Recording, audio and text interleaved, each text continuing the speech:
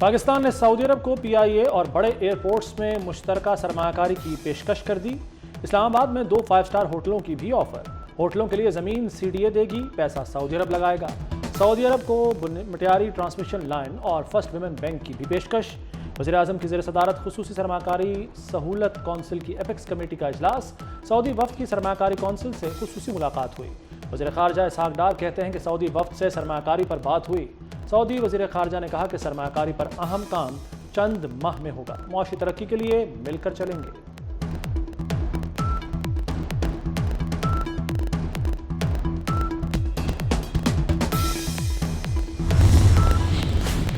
وزیر اعظم شہباز شریف کا 28 اپریل کو سعودی عرب کا دورہ متوقع، معاہدوں پر سعودی عرب میں دستخط ہو سکتے ہیں۔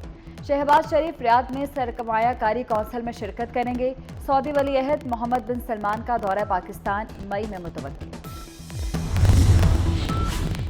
سعودی وزیر خارجہ کی صدر آصف زرداری اور وزیر اعظم شہباز شریف سے ملاقات۔ آصف زرداری نے کہا کہ سعودی عرب سے اقتصادی شراکت داری چاہتے ہیں۔ سعودی وزیر خارجہ نے کہا کہ پاکستان سے تعلقات کو اہمیت دیتے ہیں۔ وزیر اعظم شہباز شریف نے کہا کہ سعودی عرب نے مشکل وقت میں ہمیشہ پاکستان کا ساتھ دیا۔ سعودی وفد کا دورہ شراکت داری کے نئے دور کا آغاز ہے۔ سعودی عرب سے تعاون بڑھانا چاہتے ہیں۔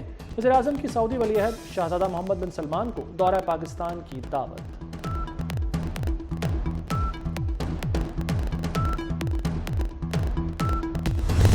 Gaza accept that the international efforts towards a ceasefire have been wholly insufficient.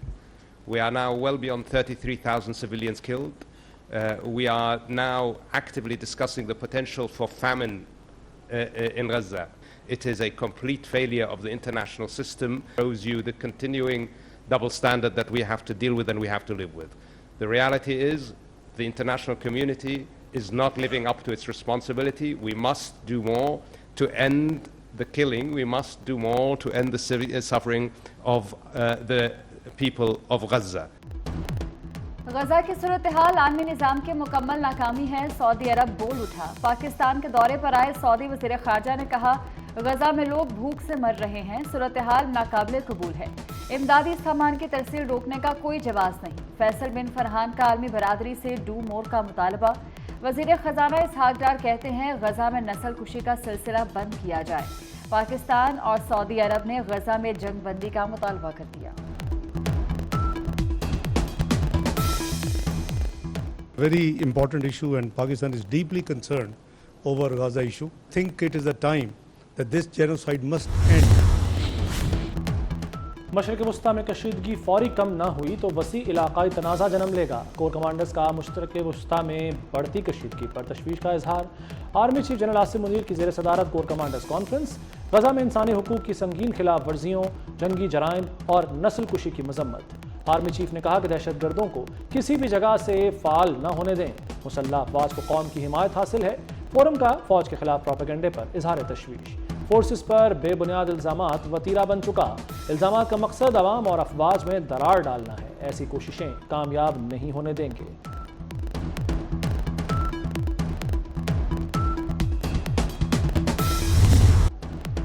سابق DG ISI فیض حمید کو clean chit. Faizabad dharna inquiry commission کی رپورٹ سامنے آ گئی۔ آرمی چیف اور ISI نے معاہدے کی اجازت دی۔ فیض حمید کے دستخط پر اس وقت کے وزیر اعظم اور وزیر داخلہ متفق تھے۔ شاہد خاقان عباسی وزیر اعظم اور احسن اقبال وزیر داخلہ تھے۔ کمیشن نے دھرنے کی ذمہ داری اس وقت کی حکومت پر عائد کر دی۔ صوبائی حکومت نے ووٹ بینک بچانے کے لیے مظاہرین کے خلاف کارروائی نہ کی۔ مس کنڈکٹ پر ذمہ داروں کے خلاف کارروائی کا مطالبہ۔ بیساکھیوں پہ فارم 47 کی 47 کی بیساکھیوں پہ آئی ہوئی حکومت ہے۔ حکومت کا چارج سنبھالتے ہی انہوں نے پیٹرول بم، عید سے پہلے بجلی بم، بجلی کا مطلب انہوں نے بجلی مہنگی کر دی، تقریباً 4 روپے 96 پیسے پر یونٹ، اس سے پہلے مہنگی کی، اور مزید یہ جائے گی۔ آپ کو 16 روپے کی روٹی اور 20 روپے کا نان مل ہی نہیں سکتا۔ پیٹرول بم جو اس وقت گرا ہے، اور آپ کی 4 روپیز 53 پیسہ، 4 روپے 53 پیسے پر لیٹر آپ کا پیٹرول جو ہے وہ مہنگا ہوا ہے۔ 15 دن بعد مزید آپ کے اوپر پیٹرول اور ڈیزل بم داغیں گے۔ PTI نے فیض آباد دھرنا کمیشن کی رپورٹ پبلک کرنے کا مطالبہ کر دیا۔ اپوزیشن لیڈر عمر ایوب بولے PTI کے لوگوں کو ٹارگٹ کیا جا رہا ہے۔ ملک بھر میں مہنگائی کا سونامی ہے، 15 روز میں مزید پیٹرول بم چلایا جائے گا۔ پنجاب میں 16 روپے کی روٹی، 20 کا نان دستیاب ہی نہیں۔ حکومت روٹی نان سستے کرانے میں ناکام، عوام پرانے ریٹ پر خریداری سے پریشان۔ تندور مالکان نے حکومتی احکامات ہوا میں اڑا دیے۔ تندور مالکان روٹی 20 نان 25 روپے کا فروخت کرنے لگے۔ لاہور میں مہنگی روٹی بیچنے پر کارروائی جاری، انتظامیہ کی 3500 مقامات پر چیکنگ، بھاری جرمانے، 79 افراد گرفتار کر دیے گئے۔ روٹی کتنے کی بیچ رہے ہیں؟ میاں نواز شریف قیمت معلوم کرنے تنور پر جا پہنچے۔ وزیر اعلیٰ مریم نواز کے ہمراہ لاہور میں اڈا پلاٹ میں روٹی کی قیمت کا جائزہ لیا۔ کہا حکومتی احکامات پر عمل درآمد تک روٹی کی قیمت کا خود جائزہ لیتا رہوں گا۔ پنجاب حکومت ایئر ایمبولینسز خریدنے کے معاملے پر پیچھے ہٹ گئی۔ اب ایئر ایمبولینسز 1 سال کے کرائے پر لی جائیں گی۔ ایک ایئر ایمبولینس پر سالانہ 9 کروڑ روپے خرچ ہوں گے۔ 24 نیوز نے تفصیلات حاصل کر لی۔ حکومت نے ایک ایئر ایمبولینس کی خریداری پر 50 کروڑ کا تخمینہ لگایا تھا۔ ملت ایکسپریس میں پولیس اہلکار کا خاتون پر تشدد اور ہلاکت کا کیس۔ پوسٹ مارٹم رپورٹ میں خاتون کی ہلاکت کی وجہ ٹرین سے گرنا قرار۔ ٹرین سے گرنے کے باعث خاتون کے سر اور جسم پر شدید چوٹیں آئیں۔ مریم کی موت قتل یا خودکشی، معمہ حل نہ ہو سکا۔ ریلوے نے تحقیقات سے قبل ہی خودکشی قرار دے دیا۔ 24 نیوز نے کراچی میں جاں بحق خاتون کی رہائش گاہ کا پتہ چلا لیا۔ مریم قیوم آباد سی ایریا میں کرائے کے فلیٹ میں رہتی تھی۔ مالک مکان اور اہل علاقہ کی مریم کا ذہنی توازن خراب ہونے کی تردید۔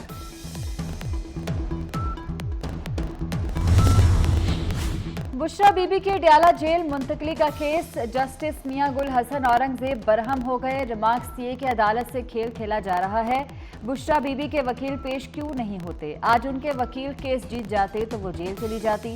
عدالت نے جیل منتقلی کی درخواست عدم پیروی پر خارج کر دی۔ مولانا فضل الرحمان سے پی ٹی آئی رہنما اسد کیسر کا رابطہ، ملک کی سیاسی اور معاشی صورتحال پر گفتگو۔ اسد کیسر نے رابطے بڑھانے کی خواہش کا اظہار کیا۔ مولانا فضل الرحمان نے کہا کہ سابقہ ملاقاتوں میں کچھ تحفظات رکھے تھے، پہلے انہیں دور کیا جائے۔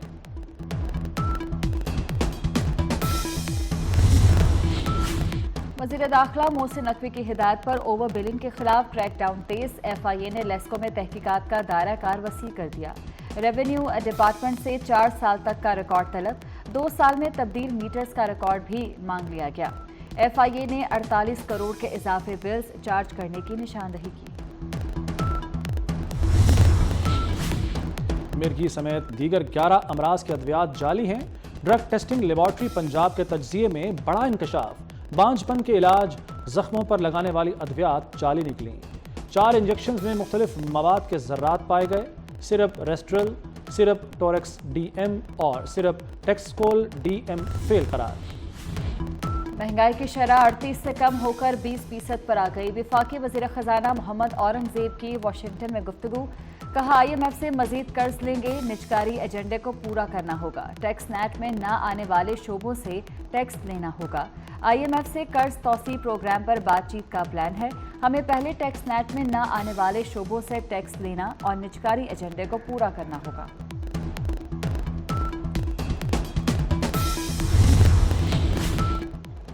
آئی ایم ایف نے پاکستانی معیشت میں بہتری کی پیش گوئی کر دی۔ پاکستان میں اس سال معاشی شرح نمو 2% اور اگلے سال 3.5% تک جانے کا امکان ہے۔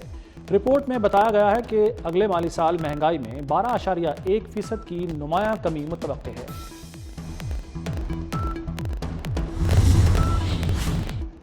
ننکانہ میں بیساکھی میلے کی 3 روزہ تقریبات، سکھ یاتریوں کی آمد کا سلسلہ جاری۔ یاتریوں نے شیخوپورہ و گردوارہ سچا سودا میں مذہبی رسومات ادا کی۔ یاتری مذہبی رسومات کی ادائیگی کے بعد 18 اپریل کو لاہور روانہ ہوں گے۔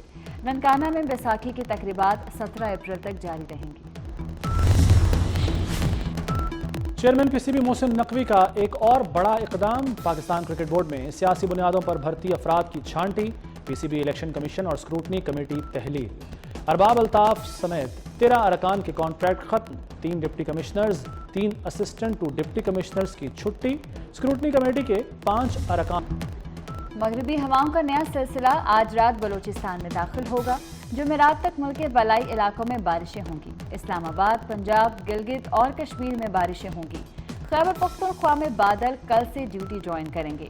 सिंध के कई इलाकों में आंधी के साथ बारिशें मुतवक्के। बुध की रात से जुमे तक कराची में बारिश होगी।